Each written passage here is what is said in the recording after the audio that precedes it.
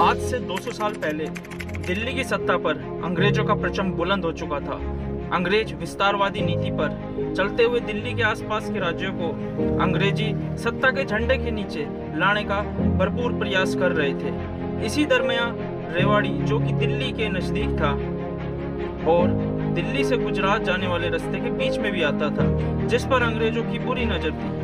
जयपुर, जो कि 1818 में अंग्रेजों के सहायक गठबंधन में प्रवेश कर चुका था, परंतु वहीं रेवाड़ी तब भी स्वतंत्र राज्य था, जिस पर अंग्रेजों ने हमला करने की सोची। पर वो शायद भूल गए थे कि उनके सामने कौन थे।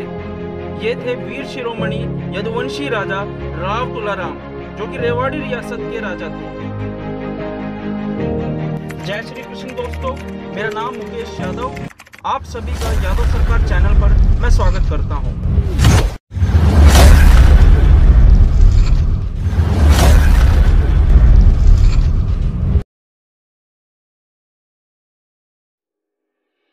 आज हम बताएंगे यदुवंशी शिरोमणि राजा राव तुलाराम जी के बारे में। यूं तो भारतवर्ष शूरवीरों, रणबांकुरों, बहादुरों की जन्मस्थली रहा है। भारत माता के अनेक शहीदों ने अपने प्राणों की आहुति देकर हमें स्वतंत्र करवाया है। उन्हीं शहीदों में से एक थे 1857 के संग्राम के महान योद्धा राजा राव तुलाराम। राव तुलाराम जी का जन्म 9 दिसंबर 1825 में रेवाड़ी में हुआ था। इनके पिता राव पूरण सिंह व माता रानी ज्ञान कंवर थी।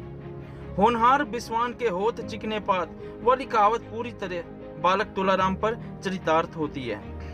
अल्हड़, वीरता, बेजोड़ दिलावरी, परिश्रमी, संघर्षशील, अन्याय व शोषण के प्रति बगावत करने के गुण वीर बालक में बचपन में ही स्पष्ट रूप से झलकने लग गए थे। पिता का साया बचपन में उठने के कारण बालक तुलाराम के जीवन निर्माण की जिम्मेदारी रानी ज्ञान कंवर पर आन पड़ी थी। माता ज्ञान कंवर कुंती के समान संकल्प, धैर्य और सहनशीलता के स्वभाव वाली शतरानी महिला थी। माता वाले सभी गुण राव तुलाराम में स्पष्ट झलकने लगे थे। ज्यों ज्यों तुलाराम जी बड़े होते गए, त्यों तो उनकी सुगंध दूर दूर तक फैलने लगी। अपनी बहादुरी और वीरता के कारण न सिर्फ अपने साथियों में बल्कि प्रजा में भी वे एक बादशाह के रूप में देखे जाने लगे। बाप दादा पूर्वजों से मिले संस्कारों ने तुलाराम जी को चैन से नहीं बैठने दिया। दिन रात बस उनको एक ही चिंता लगी रहती थी कि किस प्रकार से, किस तरीके से इन फिरंगियों को, इन चांडाल फिरंगियों को भारत से खदेड़ा जाए। वह उनके सर्वनाश के लिए छटपटा रहे थे। इसी बीच एक ऐसी तारीख आई जिसमें उनको ऐसा मनोकामना जो होती थी उनकी, वो पूर्ण करने का उनको अवसर मिला। वो तारीख थी 11 मई 1857, जिसमें राव तुलाराम जी अंग्रेजी विरोधी प्रचंड क्रांति में ससैन्य कूद पड़े थे।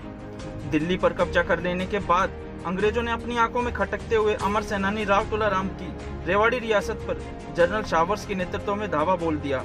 राव तुलाराम ने अपना मोर्चा रेवाड़ी की बजाय 40 किलोमीटर दूर नारनौल में लगाया, क्योंकि रेवाड़ी दिल्ली से नजदीक व सीधे संपर्क मार्ग पर था। लगभग 5000 सैनिक ने नारनौल के मजबूत किले नुमा सराय में मोर्चा संभाला। काफी देर तक इंतजार करने के बाद भी अंग्रेजों की तरफ से कोई युद्ध की शुरुआत नहीं हुई। भारतीय सैनिकों ने सोचा शायद वे डर के भाग गए हैं, या फिर उनकी तैयारी देख के वो दंग रह गए हैं और उन्होंने वापसी अपने पैर मोड़ लिए हैं। पर भारतीय सैनिक उनसे दो दो हाथ करने के लिए उतावले हो रहे थे। उनकी बाजुएं फड़फड़ाने लगी, चेहरे तमतमाने लगे। उसी उमंग में भारतीय सेना ने सोचा कि अपनी सुरक्षित स्थान छोड़कर नारनौल से थोड़ी दूर नसीबपुर के खुले मैदान में क्यों न अंग्रेजी सेना को ललकारा जाए। और वो तारीख आ गई थी। वो तारीख थी 16 नवंबर 1857। दिन के 12 बजे यह ऐतिहासिक युद्ध आरंभ हुआ। आपस में तलवारें खनखनाने लगी, घोड़ों की टापें बजने लगी। चारों तरफ का वातावरण रक्त रंजित हो गया।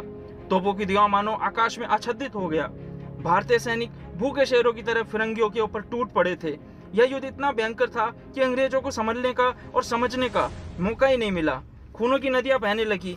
आज भी वहां की मिट्टी लाल देखी जा सकती है। इतना भयंकर युद्ध शायद ही अंग्रेजों ने देखा होगा, जिसमें उसके कर्नल जैरेड को एक ही वार में राव गोपाल देव ने मार गिराया था, जिसके कारण अंग्रेजों में ऐसी भगदड़ मची कि उनके कुछ समझ में नहीं आया। इस युद्ध में कर्नल के साथ उसका कैप्टन वेलेस भी मारा गया। इन दोनों की खबर आप नसीबपुर में देख सकते हैं। इन्हीं के साथ कैप्टन क्रैग, कैनेडी और प्लेस बुरी तरीके से जख्मी हो गए थे। परंतु बाद में अंग्रेजों ने तोप खाने का मुंह खोल दिया, जिस कारण भारतीय सेना को संभलने का मौका ही नहीं मिला। इस युद्ध में राव गोपाल देव व राव रामलाल जी के साथ 5000 अहीर सैनिक भी शहीद हो गए थे।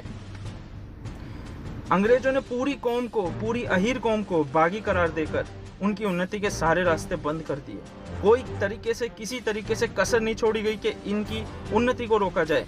इनकी भारी आबादी के क्षेत्रों को भी रजवाड़ों में बांटकर रेवाड़ी राज्य की शक्ति को तहस नहस कर दिया गया।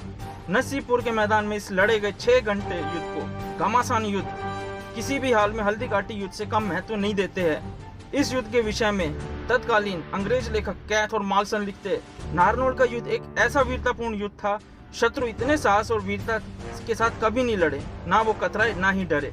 इतना तीक्ष्ण और भयंकर प्रहार हमारी सेना पर इससे पहले कभी नहीं हुआ। ब्रिटिश रिसालों ने इतनी भयंकर टक्कर कभी किसी शत्रु से नहीं ली थी। हालांकि राव तुलाराम जी हार गए थे युद्ध में, परंतु मन से नहीं हारे थे। वे फिर भी चाहते थे कि अंग्रेजों से लोहा लेते रहे। इसी आशा में यह सपूत भीड़ जंगलों में विचरण करते हुए, समुद्र की लहरों को चीरते हुए, चट्टानों से टकराते हुए, प्रचंड सर्दी गर्मी को सहन करते हुए भारत माता को स्वतंत्रता की बेड़ियों से मुक्त कराने के लिए काबुल होते हुए कंधार, ईरान, इराक, अफगानिस्तान व रूस पहुंचे। वहां सभी राजाओं से सहायता का आश्वासन पाते हुए यह आजादी का दीवाना पागलों की तरह इधर उधर घूमता रहा और इस कारण उनका पेचिस और पेट के दर्द से वे ग्रस्त हो गए थे। वहां काबुल के राजा अमीर बहादुर ने राव साहब का इलाज शुरू करवाया। अच्छे से अच्छे शाही हकीमों को बुलाया गया और उनको कहा गया कि जो राव साहब को ठीक कर देगा मैं उसे अपार धन संपत्ति दूंगा। परंतु टूटी को बूटी कहाँ।